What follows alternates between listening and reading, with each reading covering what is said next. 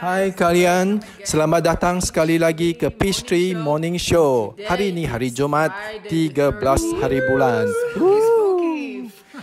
Jumaat 13 hari ini dianggap hari sial untuk Amerika. Ia dianggap nasib buruk di Amerika. Tak tahu macam mana dengan tempat-tempat lain di dunia. Kami akan tanam benih untuk menjadikan hari Jumaat yang baik. Menjadikan dia hari yang nasib baik bergantung kepada hasil benih-benih anda. Hari ini kami ada satu soalan bagus dari Jun dari Singapura. Mari kita dengar bersama-sama. Hai cikgu, nama saya Jun dari Singapura. Saya pelajar baru untuk sistem benih ini. Tetapi saya sedang membimbing anak saya gunakan 4 langkah untuk dapatkan keputusan yang baik dalam peperiksaan oleh akan datang. Bagaimana saya boleh bimbing dia dapat keputusan yang baik dalam peperiksaan akan datang dan menanam benih-benih berkenaan. Terima kasih. Jun, kau macam berdiri di bangunan tinggi. Saya dapat dengar bunyi angin kencang. Jadi dia nak anak dapatkan keputusan yang bagus kan? Kita dapat soalan begini banyak di Asia. Saya rasa soalan yang ini adalah soalan hebat. Kali ini kami akan berbincang dengan mendalam soalan ini. Biasanya kita menjawab soalan ini tak mungkin kita menanam benih untuk orang lain. Dan saya biasa beritahu mereka, jika ini boleh dilakukan, ibu saya akan dah lama tolong saya menguruskan hidup saya. Wow. Hidup anak kena diuruskan, saya tak faham. Dia kata saya budak yang banyak masalah semasa saya kecil-kecil lagi. Sebelum kamu berjumpa dengan saya kan? Ya, sebelum saya berjumpa dengan kamu. Kami kata tak mungkin menanam benih untuk orang lain. Setiap orang bertanggungjawab atas tanaman benih kita sendiri. Pada masa yang sama, kita kata setiap perkara yang kita alami datang dari benih kita. Ini kelihatan bertentangan. Saya tak boleh tanam benih untuk Scott dapatkan 100% dalam peperiksaan. Dia tak boleh nak tanamkan untuk saya dan kami tak boleh tukar. Tetapi ada cerita yang lebih mendalam.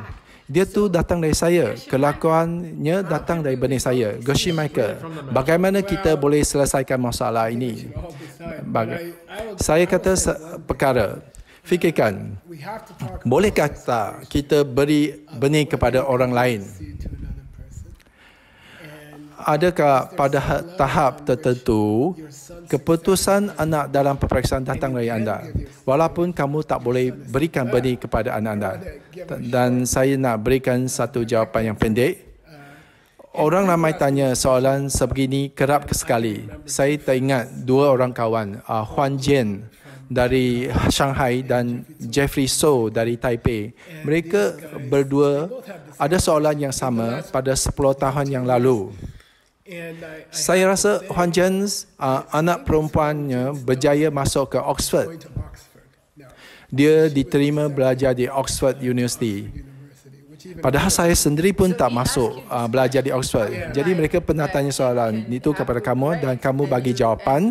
Akhirnya mereka berjaya. Jawapan yang pendek ialah anak sendiri. Maksud saya anak sendiri kena tanam benih. Anda tak boleh tolong anak tanam benih. Jadi Jun dan kepada semua yang soalan yang sama, anda tak boleh nak tanam benih untuk anak-anak. Mereka kena tanam benih sendiri. Ya, ini sangat ketara. Itu jawapan pendek, jawapan yang senang. Anak ini patut didorong oleh ibu yang pintar agar belajar sistem benih 4 langkah. Pada ketika anak belajar 4 langkah dan dia secara automatik faham apa yang perlu dilakukan. Saya tak payah beritahu dia apa yang perlu dilakukan. Dia sendiri kena dapat fikir. Jika dapat mengajar anda tanam benih, apa lagi yang nak cakap lagi? Jun, jawapannya saya lah tiada jawapan. Anda perlu fikirkan jawapan ini sendiri. Apa boleh saya bagi jawapan? Tunggu Jun, kami akan berbincang. Jun sendiri kena fikir. Jika saya nak mengajar anak bagaimana dapat keputusan cemerlang dalam peperiksaan, apakah yang anak kena buat? Apakah 4 perkara yang anak anda kena buat untuk dapatkan keputusan yang cemerlang? Itulah habis jawapan saya. Okay, we cannot say anything. Sorry. Tapi soalan Arid lebih mendalam lagi. Dan kami harus bertanya dengan lebih mendalam supaya kita akan dapat jawapan yang lebih baik ke soalan permukaan. Jadi soalannya, bolehkah kami tanam benih untuk orang lain? Boleh saya lakukan sesuatu untuk tolong anak saya untuk berjaya di peperiksaan? Bolehkah saya membuat sesuatu atas benih saya untuk menolong anak saya untuk berjaya di peperiksaan kerana anak tu datang dari saya? Jadi Scott, gerilaian anda. Jadi kami boleh gunakan alat-alat 4 bahagian. Ada alat yang punya 4 bahagian yang kami panggil 4 darab 4 yang mengajar kami memahami benih berfungsi, bagaimana benih ditanam, bagaimana hentikan benih negatif dan timbulkan masalah. Selain itu, kami nak baru habiskan siri video yang hebat di Sia Threads. Yes, kita dalam proses untuk dalam pembikinan. Kalau kamu hendak menyelami lebih mendalam tentang 4 dalam 4, kamu harus menonton video ini. Dan saya teruskan, yang terakhir saya kata 4 langkah, 4 kuasa dan satu lagi yang belum terangkan ialah yang boleh menolong kita untuk faham satu alat yang faham apa berlaku keliling kita, dan selepas saya tanam benih di mana mencari hasilnya.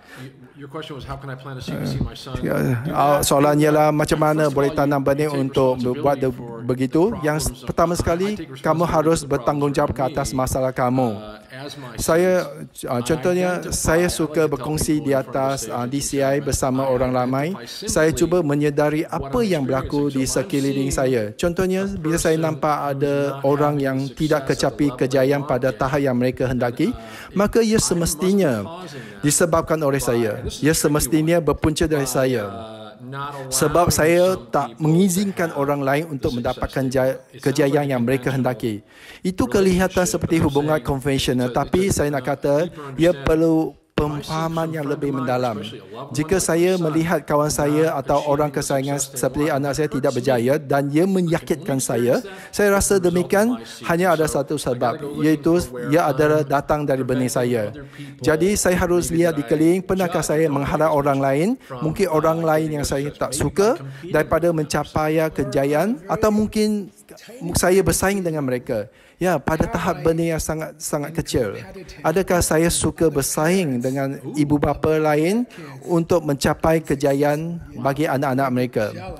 Seperti, adakah saya akan rasa cemburu jika anak-anak orang lain berjaya dalam peperiksaan mereka? Kerana rasa cemburu itu pada tahap lebih mendalam bermaksud kamu mengharapkan anak mereka tidak berjaya dalam peperiksaan.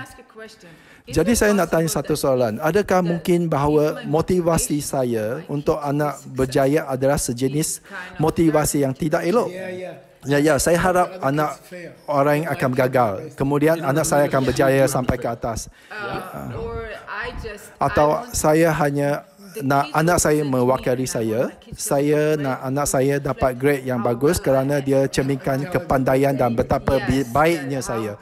Itu buktikan bagaimana bagus saya sebagai ibu bapa, dan saya boleh katakan motivasi saya mungkin ada sedikit kurang elok. Sudah tentu saya risau tentang anak saya dan saya nak berjaya, tapi masa yang sama saya ada motivasi yang pentingkan diri sendiri sebab saya mahu kelihatan bagus. Saya tak pasti, mungkinkah inilah benih dia? Baiklah, saya rasa sebaliknya, kami harus raikan atau merasa gembira jika anak ibu bapa lain berjaya di dalam peperiksaan mereka. Jadi, kamu harus bersedia secara mental. Jika kamu dapat tahu anak kawan anda lebih berjaya daripada anak anda sendiri, saya akan lakukan sebaik mungkin untuk berikan gerakan dan ucapkan tahniah kepada mereka dan beritahu mereka supaya gembira dengan kejayaan mereka. Saya akan lakukan sebaik mungkin untuk bergembira untuk anda. Saya rasa ini mungkin curi kepimpinan juga. Jika kamu dapat fikirkan pemimpin yang hebat tak ada fikiran zero sum, di mana mereka fikirkan untuk berjaya, untuk saya berjaya, kamu harus gagal. Atau jika saya gagal, bermakna kamu menang. Jadi saya tak berpendapat pemimpin sejati, kebijaksanaan sebenar seperti yang diperkatakan orang lain, semua orang boleh berjaya bersama pada masa yang sama.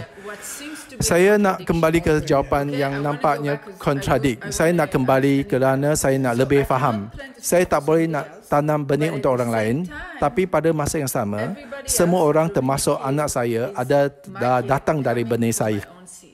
Jadi, ia macam logikal, mereka datang dari benih saya. Jika saya berubah benih saya dapat mengubah benih mereka. Tapi kamu kata tadi, saya tak betul. Saya tak boleh tanam benih untuk mereka. Gershie Michael, bolehkah kamu jelaskan? Biar saya tanya satu soalan. Mungkin tak bahawa saya tanamkan benih untuk lihat anak saya berjaya dalam peperiksaan mereka. Tetapi anak saya tidak menanam benih dan mereka tidak dapat melihat diri sendiri berjaya dalam peperiksaan mereka. Adakah mungkin bahawa saya untuk menanam benih dan saya dapat lihat anak saya berjaya dalam peperiksaan dan pada hari yang sama anak saya tak tanam benih dan mereka melihat dia tidak berjaya dalam peperiksaan.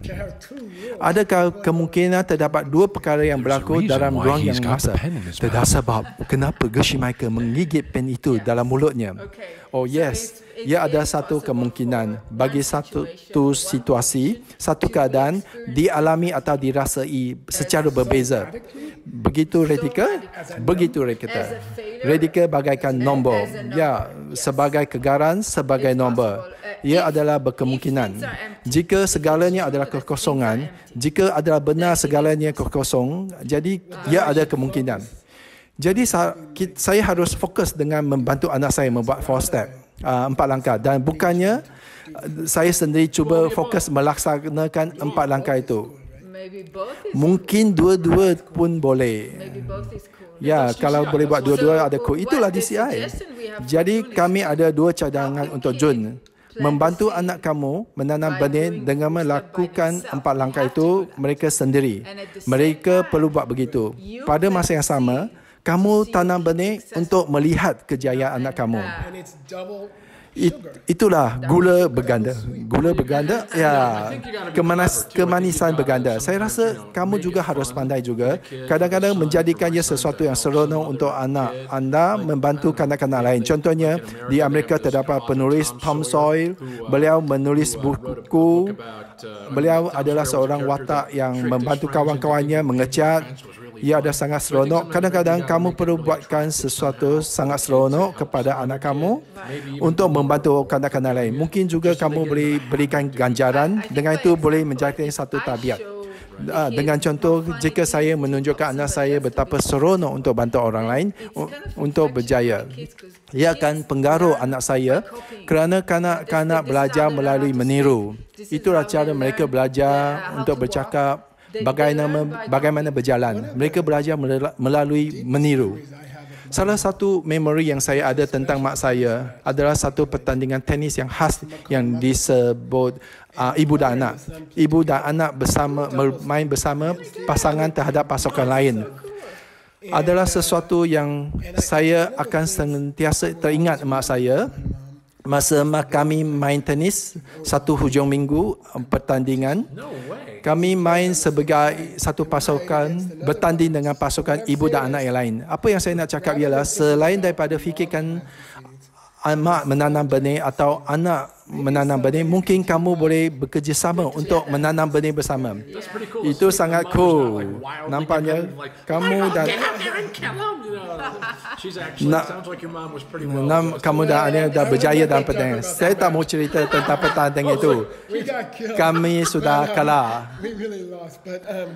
Apa yang saya mau katakan ialah ia amat manis sekali untuk bekerjasama untuk membantu kanak lain dalam peperiksaannya. Jadi berpasukan, anak kamu boleh menanam benih, kamu boleh menanam benih berasingan, tapi adalah lebih kuat jika berpasukan dan lakukan bersama. Bantu kanak lain. Semasa saya seluruh kanak-kanak, saya teringat kami ada satu program di sekolah. Tempat tinggal saya ada ramai pendatang asing. Jadi terdapat banyak kanak-kanak yang menghadapi masalah dengan bahasa dan mereka perlukan bantuan. Tapi ibu bapa tak dapat nak bantu kerana mereka tu tak pandai bahasa juga. Jadi program ini terdapat kanak-kanak yang lebih dewasa seperti 10 tahun atau 12, 11 tahun untuk mencari kanak-kanak lain daripada tahun 1 pergi ke rumah mereka 2 kali seminggu dan mengajar mereka membaca, membuat kerja rumah. Ia adalah program yang kuat. Ramai daripada kami, termasuk saya juga membantu dalam rancangan ini. Dari segi financial, ia juga membina keyakinan diri seseorang kanak-kanak. Pada ketika itu saya baru 10 tahun, saya seorang budak darjah 2. Saya mengajar mereka, ia tu amat hebat. Program yang bagus sekali di sekolah saya. Wow.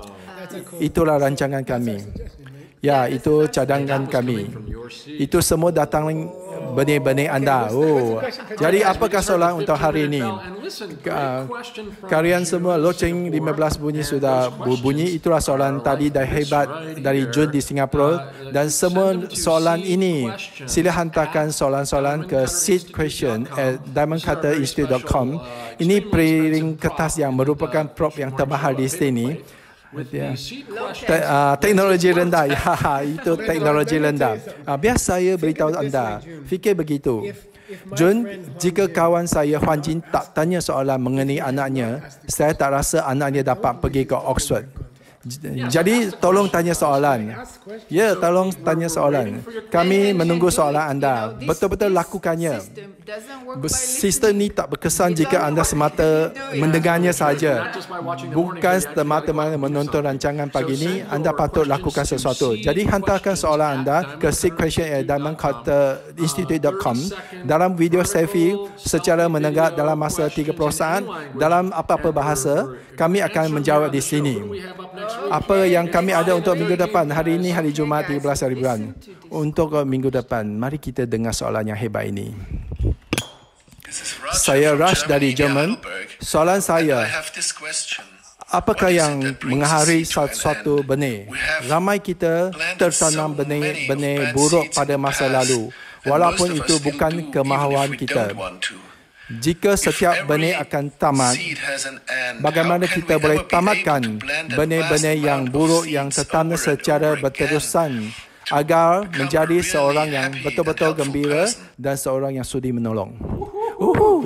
Tak tahu mengapa gambar tak begitu jelas. Raja, saya ada dapat jumpa anda beberapa kali di program kami di Jerman dan Australia. Terima kasih kerana menghantar soalan anda.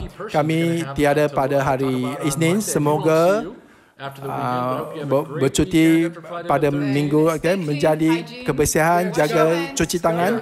Scott dan Ari akan pergi bercuti. Selamat bercuti. Kami masih ada kerja dan kami menggembara sedikit. Kami rasa gembira dapat menghabiskan masa bersama anda. Cuba berehat baik-baik pada waktu minggu. Ya, hari Jumaat 13 yang hebat. Bye-bye. Setakat ini sajalah. Bye.